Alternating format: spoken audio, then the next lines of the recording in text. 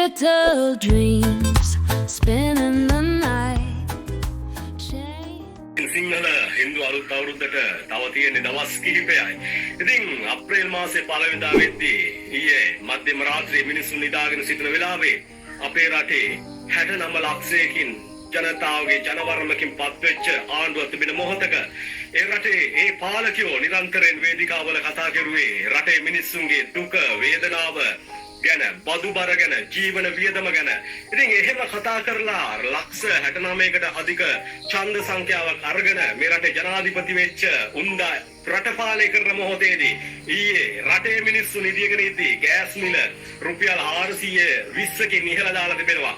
කිරිපිටි ගිරෑම 450 රුපියල් 50කින් ඉහළ දාලා තිබෙනවා. මෙව්වා මෙහෙම හැමෝටම කතා කරන්න බෑ. ඒකට කොන්දපළ තියෙන්නට ඕන. වහල්භාවය නැති වෙන්නට ඕන. අපි මෙව්වා මෙහෙම කතා කරද්දී යමක් හරි කතා කරද්දී අපි දන්නවා දාර වහල් ජෙප්පන්ට රිදෙනවා කියලා. උඹලා වසනසනට අපි සූදානම් නැහැ. අපි අනුර වැඩ කළා නම් වැඩ කරවේ අනුර වේදිකාවල කියපු දේවල් වලට ඒ ප්‍රතිපත්ති ඒ විදිහට තියෙන්නට ඕන. අනුර නිරන්තරයෙන් මාලිමාවේ උන්දලා ටික නිරන්තරයෙන් වේදිකාවේ කතා කරුවේ මේ රටේ මිනිස්සුන්ගේ දුක වේදනාව පිළිබඳව. කුස්සිය අම්මා ගැන මාර දුකකින් මාර වේදනාවකින් උන්ද කතා කළේ. මතක ඇතිනේ කුස්සියට ගියාම කුස්සිය ආර්ථිකය පිරිහිලා කුස්සියේ අම්මට තමයි මේ ආර්ථිකය හොඳටම දැනෙන්නේ. දරුවට උයා ගන්න දෙයක් නෑ. කුස්සිය අම්මා කඳුළු සලනවා. අම්මෝ දීපු පොරටෝක් මතක් වෙද්දි නේද? ඉතින් එහෙම පොරටෝක් දීපු උන්දගේ ආණ්ඩුව ඊයේ මධ්‍යම රාත්‍රියේ සිට ගෑස් මිල රුපියල් 420කින් වැඩි කරද්දී දැන් කුස්සිය අම්මට පට්ට සතුටු ඇති නේද? කුස්සිය අම්මානේ මම හරි සතුටෙන් ඉන්නේ කියලා කියනවා ඇති නේද? මේ රටේ කොච්චර කාන්තාවෝ ඉන්නවද? පිටරටකින් ගෙන එන කිරි ටික දීලා තමන්ගේ දරුවා හදන ලේ කිරි කර පොවන්නට අම්මට පුළුවන් කමක් නැහැ. හැබැයි ඒ නිසා දරුවා කොහොම හරි හදාගන්නට පිටින් ගෙන කිරි ටික දීලා හරි ඒ දරුවව හදනවා. හැබැයි ඒකත් රුපියල් 50කින් මිල ඉහළ දානවා. 4.0 ගානකින් ඒකටත් බද්දක් ගහලා ඒකත් වැඩි කරලා තිබෙනවා. අනාගතය වෙනුවෙන් කියලා කියන්නේ. දැන් එතකොට ඒ දරුවන්ට අනාගතයක් ඕනේ නැතුව ඇති නේද?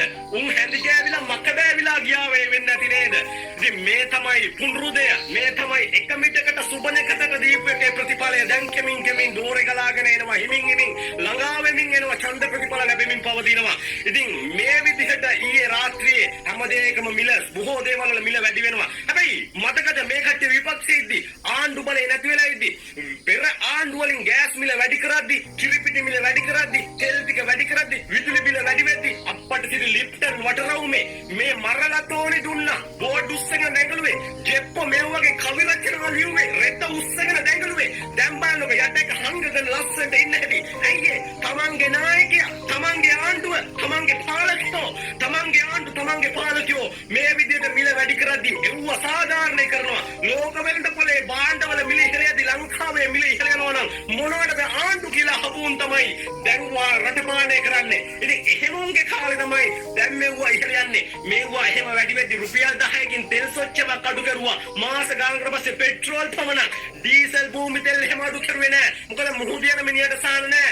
මගී ප්‍රෝහාණයට සහන නෑ. ඒවා ඒ ආකාරයෙන්ම තිබ්බා. මොකද අතනින් 400 500ක් මිල වැඩි කරලා තිබෙනවානේ. 10කින් හරි අඩු කරලා දාර වස්සන්ව දෝති තියලා නලවන්නට එපා. උන්ව සතුටු කරන්නට ඕන. පුංචි දොළ පිටේනියක් ඒකට දීලා තියෙනවා. අන්න සතුටු වෙලා ඉන්න දාර වස්සෝ ටික වැස්සෝ ටික. ඉතින් අපිට බැන මැසේජ් ලියනවා. ඒක වැඩක් වෙන්නේ නැහැ. ඉතින් අපි යමක් කෙරුවේ යමක් කතා කෙරුවේ මේ ප්‍රතිපත්ති වල. ඉතින් ප්‍රතිපත්ති පිටින් යනවා නම් ඒකට විරුද්ධව කතා කරන්න අපිට පුළුවන් විදිහට කතා කරන්න අපි පස්සුබට වෙන්නේ නැහැ. නිවටේ වෙලේ උඹලාගේ වහලු ලෙස අපි ජීවත් වෙන්නේ නැහැ. මතක දැන් කරන්නේ නැහැ අනිත් එකේ තමයි මේක කතා කරනවා සෝලා ව්‍යාපෘතිය. කිව්වේ කොහොමද? පුනර්ජීවන බල ශක්තිය පිළිබඳව කතා කරුවේ. අපි නැගිටිමු කියලා කිව්වේ. දැන් කෙලින්න යනවා. ගෙවල් වල හයි කරලා තියෙන සෝලා ව්‍යාපෘතිය. දැන් ඒකට කෙලින්න බලාපොරොත්තු ඉන්නවා. හැබැයි වේදිකාවල ඕවා විතරක් නෙමෙයි මේකත් මතක් කරන්නට ඕන කෙටියෙන් හිතුව කිව්වේ කොහොමද? මා අනේ අප්‍රේල් මාසේ පඩි එහෙම රාජසේවකයෝ ගත්තා නම් පොඩ්ඩක් දාන්නකෝ කටි ගත්ත වාහන වල ෆොටෝ ටික. මාසේ පඩියේ වික්ස්කාර් එක එහෙම ගන්න නැතිනම් ලක්ෂ $12 නේද? අනුර කිව්වේ ජපන් බයික් ගැන. දැන් ජපන් බයික් කිය ඉන්දියන් CD100 එකවත් මිනිහ කොල්ලෙකුට ගන්න බෑ. ඇයි මේ රටේ තරුණයන්ගේ හීන නැද්ද? යකෝ මම අවුරුදු 26ක් මැද පෙරදිග රටවල 5ක වැඩ කරනවා. මම S2කින් දැක්ක ඒ රටවල විඳින ඒ රටවල තරුණයන්ගේ ජීවිතවල තියෙන සැප සම්පත් උන් ජීවිතේ විඳිනවා. අපේ රටේ තරුණයෝ එනේන පාලකයට මුඛයට හරි ඒකට රැවටිලා ජීවිතය විඳවනවා. මෙවුන්ට 1980 ගණන් වල වාහන පදින්න තියෙන්නේ. හැබැයි බලපල්ල පොඩ්ඩක් අර අනිත් රටවල් දිහා ඒ රටවල් හැබැයි සුරුපුරයක් කියලා දින අපේ රට එන්නම දුප්පත් වෙනවා එන්න එක බදු ගහනවා රටේ මිනිස්සුන්ගේ හීන කුඩු පට්ටම් කරලා දානවා ඉතින් මේව හැම දෙයක්ම විනාශ කරගනින් උන් තවත් උජාරුවට පජාත කතා කියනවා දැන් ගමේ බලය ඉල්ලනවා ඒ පාර කුරු අල්ලන්නට ගමේ බලය දෙනවා ආණ්ඩුවේ තුලයි දෙක බලය තියෙනවා අති බහුතර බලයක් තියෙනවා ඔය උත්තරීතර පාර්ලිමේන්තුවේ යකෝ පිරිමිය ගෑණිය පිරිමිය කරන්න තරම් බලයක් තියෙනවානේ දැන් ගමේ බලය අල්ලගෙන ඔච්චර බලයක් තියාගෙන මොන මග්ගොඩද ගමේ බලය ඉල්ලන්න හොරාව අල්ලන්න ඒ කියන්නේ හොරාව අල්ලගන්න බැරුව තියන්නේ ගමේ බලය නැති නිසා ගමේ බලය ඕන ඒ ගමේ බලය නැතුව මුකුත් කරගන්න බෑ මිනිහට ඉතින් ඇත්තටම තව දුරටත් අපි නම් රැවටෙන්නේ ඔය පච අහලා දැන් කන් දෙක හොඳට පිරලා තියන්නේ ඇති